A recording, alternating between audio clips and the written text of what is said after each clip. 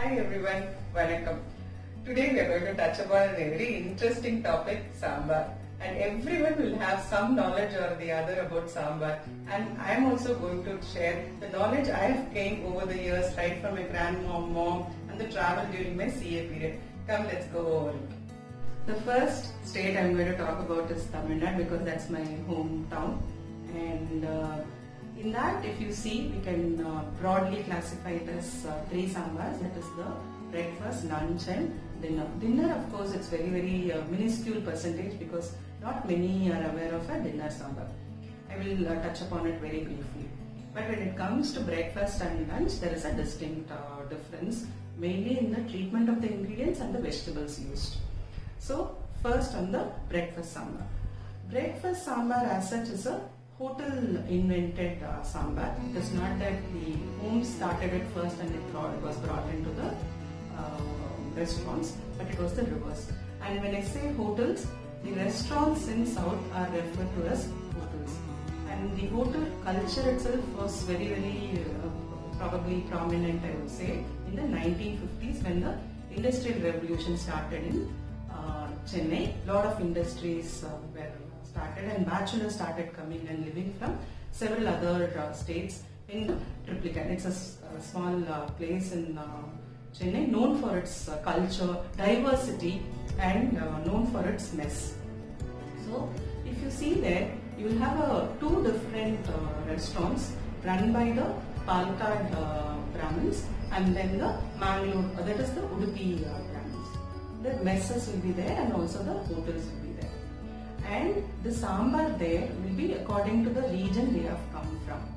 If it is an Udupi region run restaurant in Chennai, the sambar will be predominantly the freshly grounded paste which will have coconut in it and milk. If it is a Kerala based restaurant, then there could be a possibility of the instant powder, that is a sambar powder getting added to the sambar for breakfast. If it's a lunch sambar, definitely it's going to be the freshly grounded paste. So now let's see the restaurant sambar. In the restaurant sambar, if you see, we will be mainly dealing with shallots, that is the Madras onions and tomatoes. Of course, in the 1950s also tomatoes were used in the sambar. And other vegetables, if you see, it will be the drumstick which is used, and maybe few restaurants would have added brinjal and radish, but the predominant vegetables will be the drumstick. Then you have shallots and tomatoes in the sambar. That is the breakfast sambar, and it will be runny. Why it is runny? It's mainly because it was an accompaniment and not the main course. It is used for an idli or a pongal or a dosa.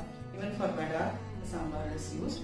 And drumstick is mainly used for its flavor. So the way it is cut was also a small cut, and it will be cooked, overcooked. So automatically it gets very mushy. You won't get the full piece of a drumstick in a breakfast sambar, but there will be a heavy flavor of drum. In the lunch sambar, the ingredients used are the fresh paste, and what is used in Tamil Nadu predominantly is dhania, then red chili, coconut, chenada.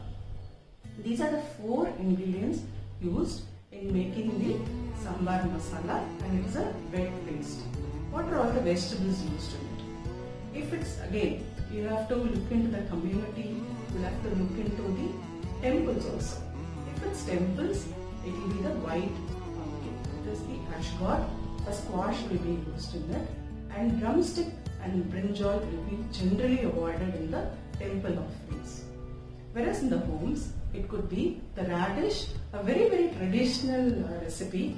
Like for instance, I belong to a region called Kumbakonam in the Tanjavur district. There, if you see from my parents' side, if you see those homes and all, will be using drumstick, radish and shallots in the sambar, and it's called the Arachavutta sambar.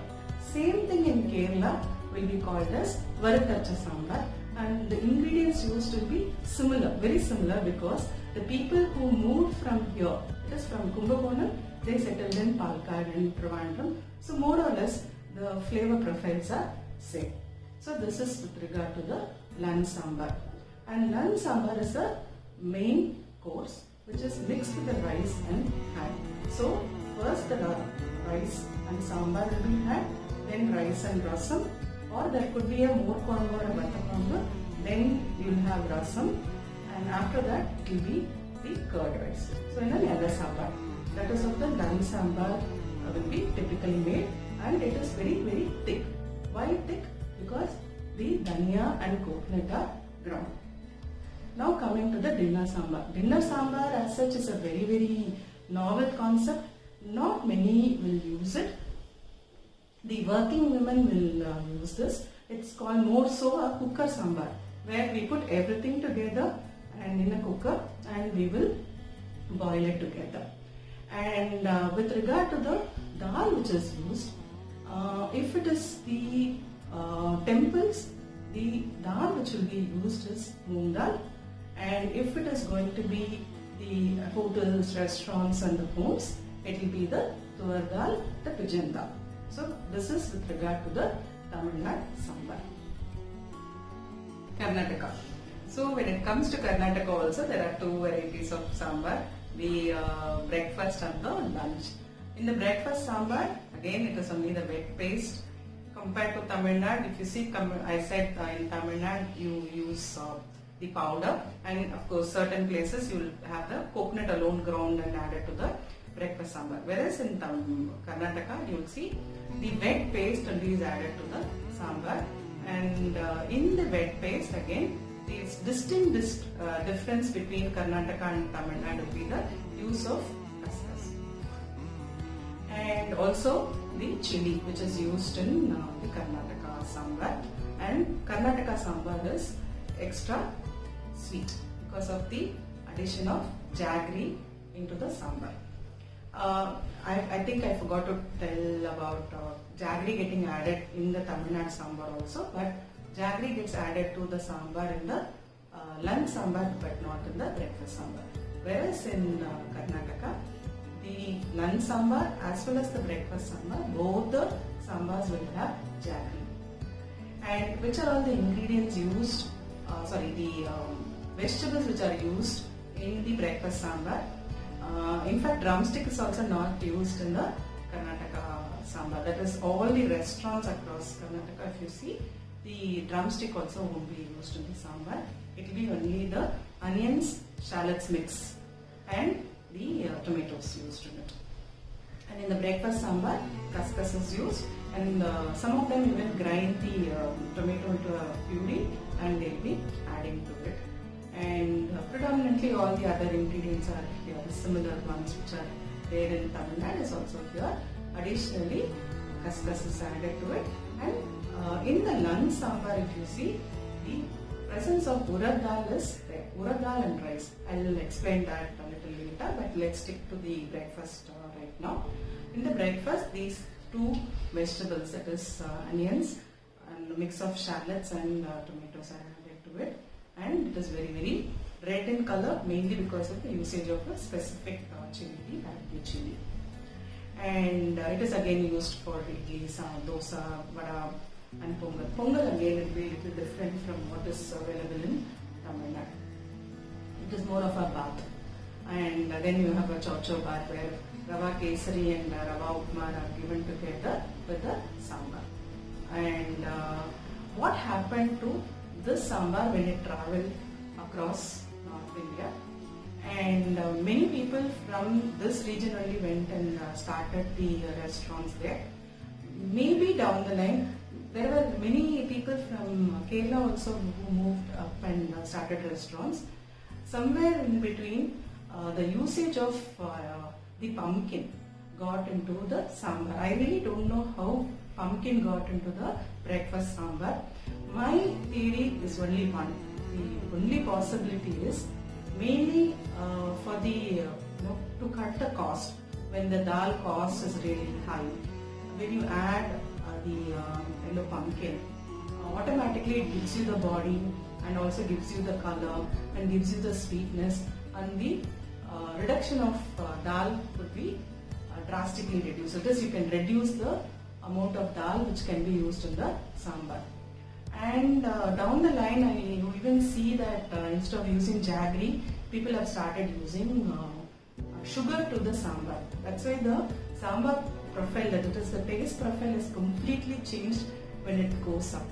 Same thing would have happened to that also. When you say, the food which has come down from there to us to south, like a dal makhani or paneer and other stuff, what we are eating in south could be drastically different from what is available there. That is how when the food which travels automatically changes, and this is the only reason I find in order to reduce the dal usage, pumpkin could have got added to it, and extra sweetness automatically comes from pumpkin, and the flavor profile completely changed. Now coming to the lunch sambar. Lunch sambar is a very, very important dish in Karnataka. And when it comes to Karnataka, you have a temple version, you have the homes version, and of course the community based recipes are also available. And then you have a Mysore variety also of sambar. And we will stick to the Udupi version here because I have got more knowledge on Udupi rather than the Mysore sambar version. And in Udupi version, we have the coriander seeds, then you have chana dal, the fresh coconut, then red chilies, urad dal, rice, black pepper, jeera. These are all the additions which are added to the sambar, and that's how the sambar is made. In this sambar, of course, there is a usage of pumpkin, but pumpkin is not, too much of pumpkin is not used. Very little, like the size of the pumpkin will be this big, and it's not that it's totally, filling the entire sambar as to what is available in the restaurant, not that way. The homes do add pumpkin, but in a very, very minimal quantity, and it will be very, very thick, and jaggery is also added to this. The eating method compared to Tamil Nadu, if you see in Karnataka, the rasam will be had first, then the sambar. Whereas when it comes to the lunch in Tamil Nadu, sambar will be first and rasam the next. I have seen this variation between Tamil Nadu and Karnataka.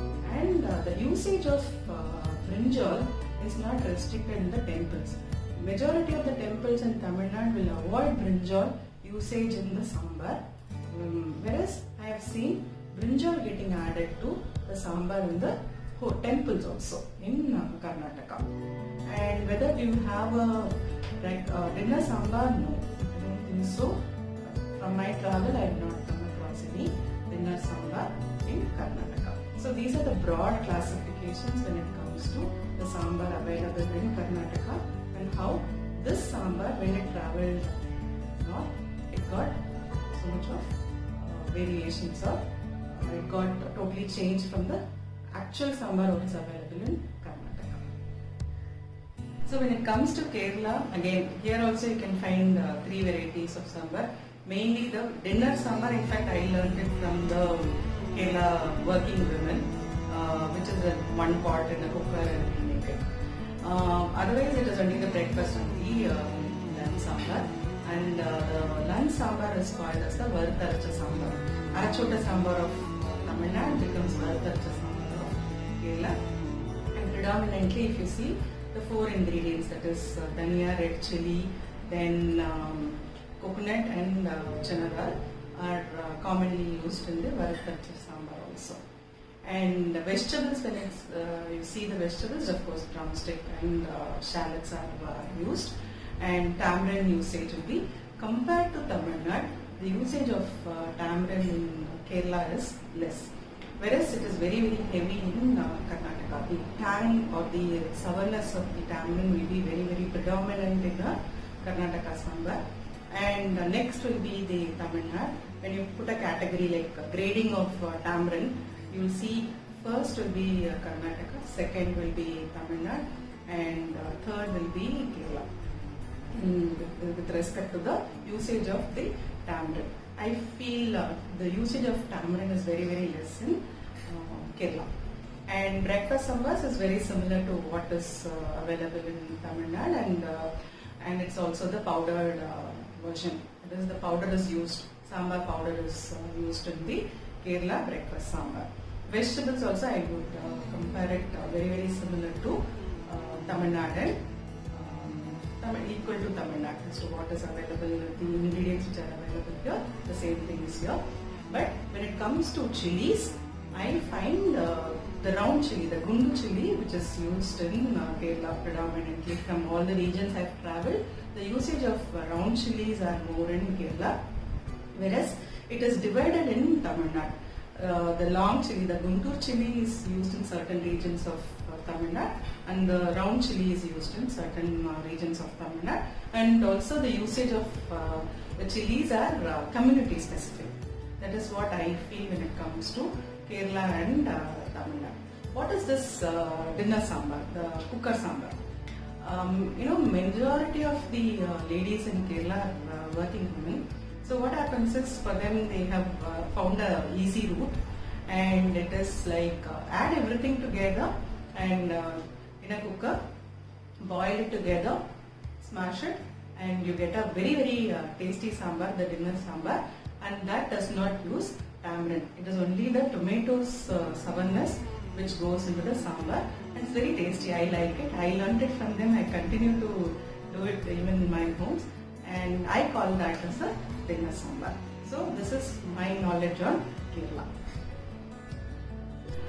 When it comes to Andhra, see the proximity of Chennai, so Nellore and other regions, you see there will be very similar taste in the sambar compared to what is available in Chennai.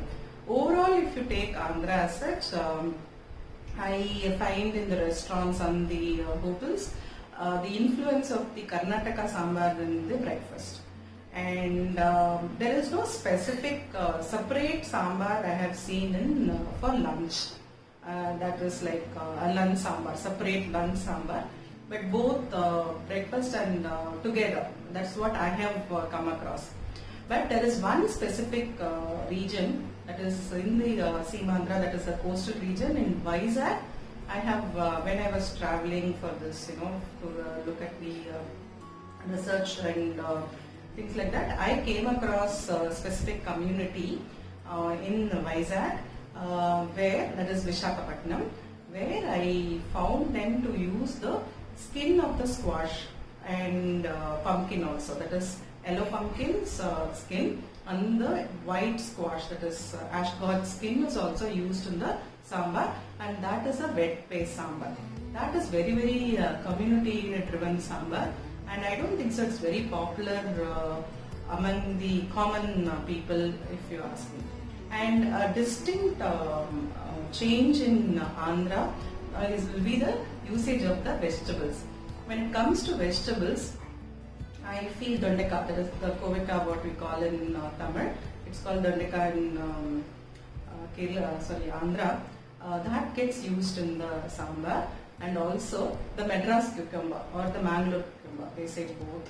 That is used in the sambar, and all the vegetables will be put together and made into a huge pot. It is not that you will be adding this vegetable only, that vegetable not. All the vegetables get added to the sambar, and sambar is made. So what do we derive from this? When it comes to breakfast sambar, it is a heavy influence from the Karnataka side, because the restaurants are run by them, and otherwise in the homes you find a sambar with powder, that is, it's a sambar powder, and all the vegetables, it's not specifically these vegetables, but whatever vegetables you have got in your home, you add that and make a pot. It is a big pot of sambar. The distinct flavor is in Visakhapatnam, where it is a wet paste, and it's a very specific community which uses it, and they use the skin of the squash also while grinding the sambar masala. This is what I felt in Andhra. So I have shared whatever knowledge I have got with these regions. One distinct thing which I would like to say, or I would like people to avoid, is using garlic in the sambar, because sambar should be very subtle, and garlic is being very pungent. You avoid using garlic in the sambar. Thank you. Thank you so much, Vinayak and Anisa, for asking me about sambar. I have shared the knowledge, whatever I have gained during my travel and from my mom and grandma. And if you people also have something very, very distinct about it, please do share. And let's make it a very important and interesting knowledge bank on sambar. Anything on South of India, it's not South India, it is South of India. You can always ask me questions. And in the sambar also, if you've got any specific comments, you can give that in the comment box. Thank you for watching this video. Vanakkam.